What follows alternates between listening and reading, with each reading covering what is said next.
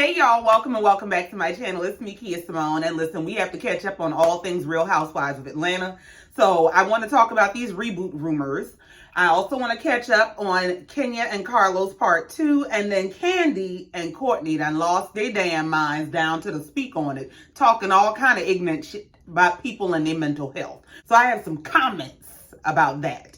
So let's get into it. Before we do, please be sure to like, share, comment, and subscribe if you have not already. Welcome to all the new subscribers, because I see some new people in there. Hey, how you doing? Come on, have a seat. Of course, I got to shout out my super thanksters. I really do appreciate y'all. Shout out to Yvette Greer, Tech Mama, Jolanda, Lisa H, Sinkale. Now, I hope I said your name right. If I did not, please forgive me. But let's get into it. Now, the reboot rumors. So B. Scott released an article saying that there was going to be a complete reboot of Real Housewives of Atlanta, that everybody was fired and they was going to be hiring a whole new cast. Well, ET Online put out an article saying, well, yeah, we saw what B. Scott said, but we talked to our sources, and our sources said some people might be getting fired, but not all. Now, that I find to be more believable simply because of how long-standing and iconic Real Housewives of Atlanta is. I don't think they're going to trust it with a complete reboot where we just going to get rid of everybody and bring a bunch of new people in. What I think they probably will do is get rid of a lot of the people that have been on the cast.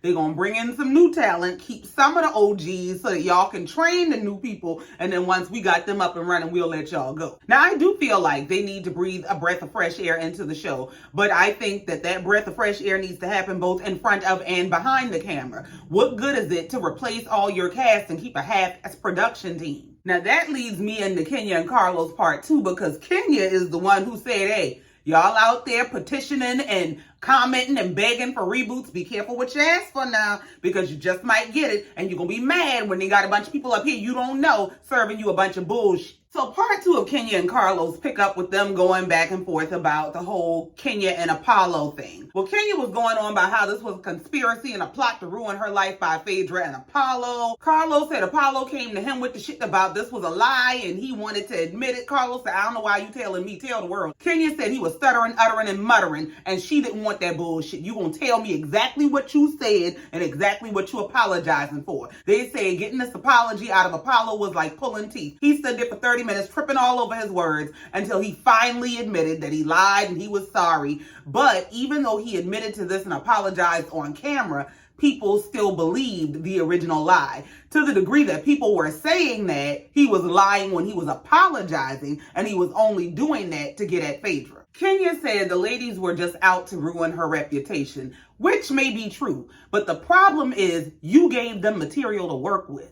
The reason it was so believable that something might have gone on between Kenya and Apollo is because Kenya was throwing her damn self at Apollo. She was always flirting with this man, and that does not negate that Apollo was flirting with her, and Apollo was a married man, and he had his own obligations to his wife. But Kenya is up here like she was just this perfect lady, and people just started coming for her and her character, and she doesn't understand why. Kenya said in regard to she and Portia, if they could go back in time, she really thinks that Portia would have it that Kenya would be big sis and Portia would be little sis, I guess, as opposed to Nene, who was her big sis. I said, now, number one, how Nene get in this? And number two, if that's the case, y'all ain't got to go back in time. Both of y'all are still alive. You can go be big sis right now. What's the problem? Kenya said that she really feels like she and Portia would have been more aligned as the big sis, little sis, because of what Portia wanted out of life, where she was trying to go. Well, I think what Portia wanted out of life was to be a wife and a mom. I think she wanted to be a housewife. She wanted to live a particular life. And whether you like Nene or not, Nene was living that life. Nene had a family and a business and a bunch of offshoots from this show. So I think that might be why she was looking to Nene rather than to Kenya. Well, Carlos moved to clear the air and let Kenya know that Portia does not have any sort of an issue with her. Kenya said, I'm well aware, and I don't really have an issue with Portia. She said for 2 reasons. One, she doesn't think Portia is a bad person. She said there are only 2 people that are on this show that she has ever said she thought was a bad person, and Portia is not one of them. Now, she wasn't willing to divulge who those 2 people are, but Carlos said he's aware, and one of them he wholeheartedly agrees with. I can't help but think that at least one of those people is Marlo. Kenya said the other reason that she doesn't have a problem with Portia is that Porsha has never hit her below the belt. Now, she has hit her. She done dragged her up and down a reunion set, but she's never actually hit her below the belt. Well, I guess getting your ass whooped every now and again is normal. Yeah, she whooped my ass, but she ain't talk no shit to me. So Carlos asked Kenya how the dragging scene across the world affected her mental health. She said it absolutely had an effect on her because, you know, as far as she's concerned, she's a former Miss USA. So she didn't want to be that girl who was on TV fighting. She said she would fight with her words, but she would never put her hands on someone. We are not on a street corner. I said, now what brand of crazy is Kenya? Because if we are not on a street corner and you don't want to be that girl fighting, why do you think it's okay to antagonize a person by calling them all kinds of degrading names through a bullhorn in their face? Ain't bullhorns for street corners and shit? Everybody don't have the same tolerance levels. So everybody can't take a whole lot of being talked to them. You yelling at somebody through a bullhorn in their face, calling them all kind of hookers and hoes, and you shocked that you got your ass whooped. Now, I ain't saying that's right, but I'm saying I understand. Kenya said the reaction to that whole moment was polarizing, and she feels like it's generational. She said if you ask anybody over 40, they'd say, oh no, I would never put my hands on anyone. She said if you ask people under 40, they would say, yeah, I don't whoop your ass. Well, I don't know about that. I think it has to do with different strokes for different folks. And I think what happened is Kenya looked around and found out. You cannot just go poking everybody because everybody doesn't play your game your way. She said, I didn't think it would ever be that polarizing. I only ever saw it one way. Well, in today's diversity and inclusivity moment, let's make it clear that your way is not the only way. Let's stay open-minded and considerate of other options, including ass whoopings. Kenya said the moment was so traumatizing to her that she went through a phase of being afraid to go out by herself, which was typically her norm. She said if you see her out through Atlanta, she's always out by herself. But during that time, she was afraid to go out by herself because people wanted to recreate that moment. She said she was scared to sit at outdoor restaurants because people thought it was funny or they would come by trying to snatch her wig and shit. Girl, Kenya recalled a specific moment where she was out and there were a group of girls who she said she could tell were getting ready to try her. Kenya said what it was is they thought I was a punk. It's not that I'm a punk by any means. I just don't want to be that girl fighting on TV. But I can and will whoop that ass. I said, now see, that was a PSA. That was a don't you fuck around and find out. Don't be fooled by that bullshit you saw. I had a job to keep. Kenya said she learned from that moment. She learned that everybody has different limitations. Everybody don't see everything the same way. So she learned to keep her bullhorns to her damn self. Kenya said in all fairness to Porsha was going through a lot at the time. She was going through that divorce with Cordell and she didn't want the divorce. She wanted her marriage to work. And to top that off with her and Kenya beefing was a lot. Kenya said she understands that now, especially as she's going through everything she's going through with Mark, which is part of the reason people like to say that Mark is Kenya's karma. Then Kenya said that's why I was so disappointed with her for not supporting me with what I was going through with my husband, because we pretty much went through the same thing. We married the same kind of guy. I said, what? You antagonized that woman while she was going through one of the hardest times of her life publicly. And you feel like now she owes you support because you are going through a bunch of shit, the same kind of shit that she was going through when you decided to put bullhorns in her face and call her hookers and what? Kenya said, I mean, we were supposed to be friends at this point, so why aren't you supporting me? Why are you letting people laugh at me? For the same reason that you were running around calling this woman Cordell's beard when she was actively married to him. This is where Kenya loses me because Kenya is so entitled. It does not make any sense. Why would you think somebody owes you support that you did not give to them? So Carlos gets into how he feels like Kenya and Porsha are the last two housewives that cannot be replaced. They have mended fences and they are good frenemies now. And Carlos asked Kenya, does she miss Porsha on the show? She said she actually does. And we do too. Kenya gets on my nerves half the time. Porsha gets on my nerves half the time, but damn it, they do their job. Now, did Porsha go run and hide after she gone and got up under this girl, man, and all that shit? Yeah. But Porsha does bring an entertainment factor to the show that is absolutely missing. Kenya said after she and Porsha came on the show, no other housewife has been able to stick. They are one season wonders. They come through for a season and they get gone.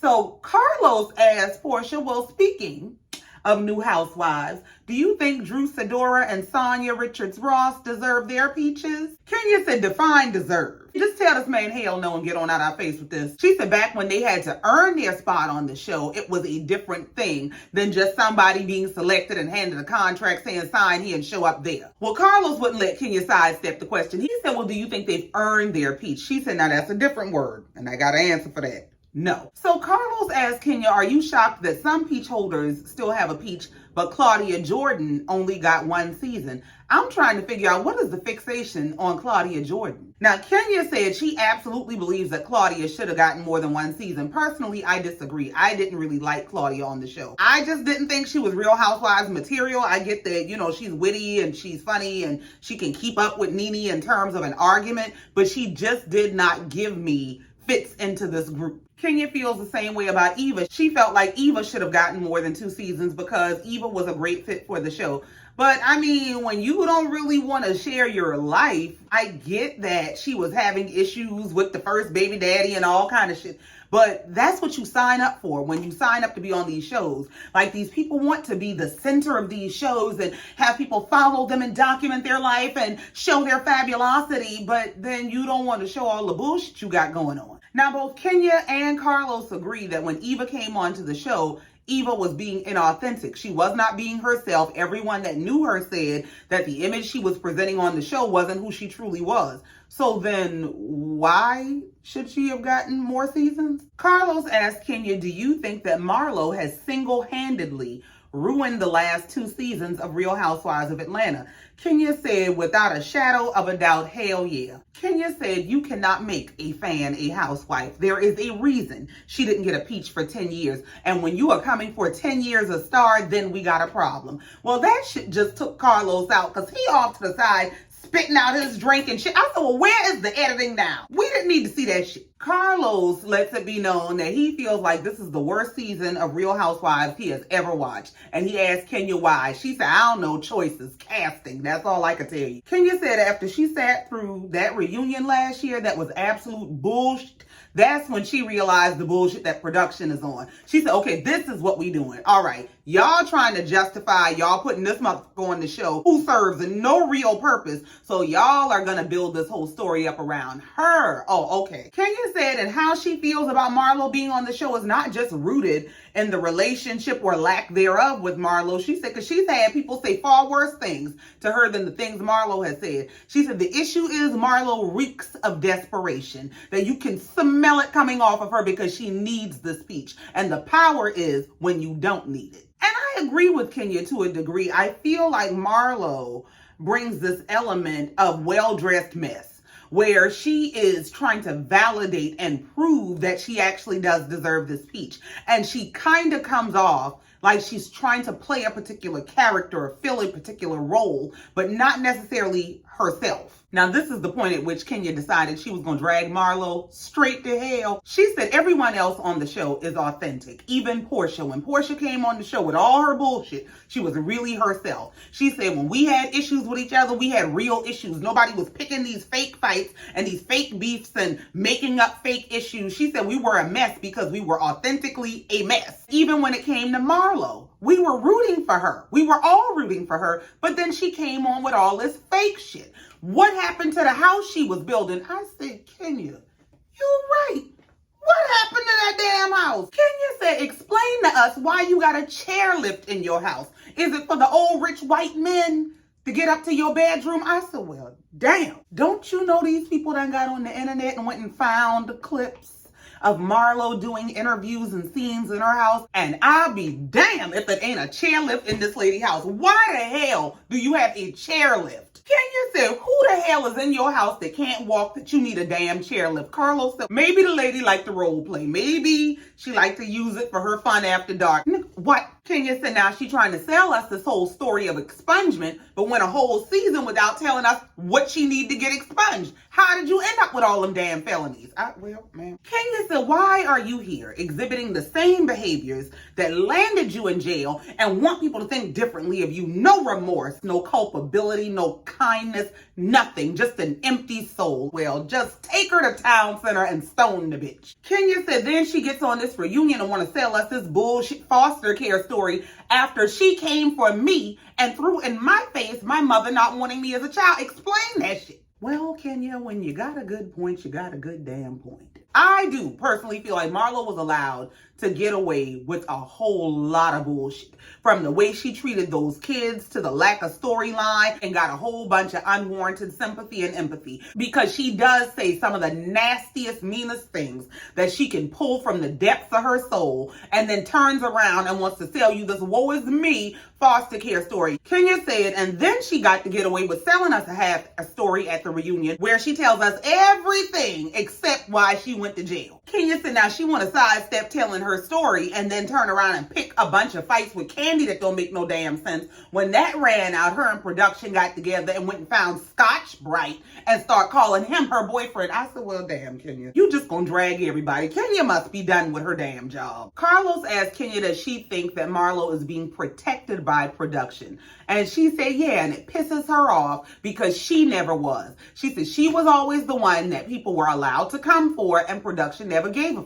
But then y'all turn around and protect somebody who lied and denied about using a gay slur, the F word, in season 1. Kenya said at this point, if you won't come on this show to show your life, show your life. And we know her real life ain't what she's showing. We know that the money cannot be verified. The dates cannot be verified. But instead of getting to the bottom of that bullshit, production is going along with her chasing Candy around about her restaurant. Kenya said now they conveniently cut out scenes of her chasing me around a restaurant, but suddenly have all these scenes of her being this foster care angel. The way Kenya is sitting up here just telling them what she think and how she feel, and this is a bullshit production. I see, yeah, she tired of y'all. I do think production is in cahoots with Marlo to either create some image for her, use her to tear down the show. I don't know what they doing, but I do think they have some kind of conspiracy, cahoots, collusion going on. Carlos gets into how he had to stop watching the show because it's some bullshit. He said, it's just boring, ain't nothing happening. I saw a clip of some girl named Courtney trying to read you. He said everybody was all upset like Kenya's not giving her a moment, but I was like, well, Kenya's not giving her a moment because it's not real. Kenya said it's not real. She is the absolute worst. And I guess she figured Marlo needed some company in hell because she dragged Courtney down there too. Kenya said her personality is fake. She's a fake valley girl and you cannot convince me that the bullshit she's giving is real. Furthermore, you're not talking about why you don't deserve to be a housewife. Kenya said, let's let it be known. You don't have a house to live in. Your husband divorced you, took everything and left you with nothing. You literally sleeping on somebody's couch. I said, well, damn. Kenya telling this lady business like she owe her money. If you owe this lady, please pay her. She said you don't want to talk about the fact that you dragged Bryce out of the woodworks to play in our face like you got a meaningful relationship when y'all don't. And I said, now that was some shit that threw me for a loop because I was shocked to find out she just recently got divorced. I thought her and this man been messing around all the time. My thing is, why does production allow them to play in our faces with these fake relationships? Like, if y'all want to produce a scripted show, do that. But to be selling us these for entertainment purposes only relationships like they real is some bullshit. So Carlos is asking Kenya if she's bored. She said, hell yeah, I'm bored. How could I not be bored when I got to work with people like Courtney? And they discussed the direction of the show. And Kenya said, well, you know, I've seen that it's been thrown around that people want to reboot and a recast, but be real careful what y'all ask for because y'all are the same people that were asking for Marlo to get a peach and look at us now. So Carlos is asking Kenya, why don't we see members of your family anymore? We don't see Aunt Lori, we don't see Brandon, we don't see your dad. She said, well, you do see my dad this season, but at the end of the season, when they show me opening my salon is where you see all of my people around me. She said, but that didn't make the season. What? The fact that Bravo would cut all of that out and make it look like there's nothing going on in Kenya's life other than taking care of this child and being dragged by this man, and that they would uplift somebody like Marlo and make it look like Marlo has a bunch going on that she does not have going on, speaks volumes about not only Bravo and this show, but their intentions. What is the intention behind presenting this edited image of Miss USA who is being dragged by a man but not showing her building herself up as a business person? What's the intent behind taking somebody like Marlo, who we are watching mistreat little black boys on TV, and uplifting her into this benevolent being? What is the intent? Kenya said, I'm literally building a multi-million-dollar company and brand right before your eyes, and they won't show that. And that speaks to the intent. We're not going to educate you. We're not going to inspire you. We're not going to give you anything to look up to or anything that might trigger the greatness in you. But we will show you the greatest among you being dragged to hell. Kenya said this show actually has the power to be aspirational. She said, what I'm doing is aspirational to entrepreneurs who do want to be inspired, who do want to be encouraged to take a leap of faith. And I just said that in part one, that literally just in this interview, Kenya showed another side of her, and Kenya actually inspired me, who doesn't even like her on the show. So she's absolutely right.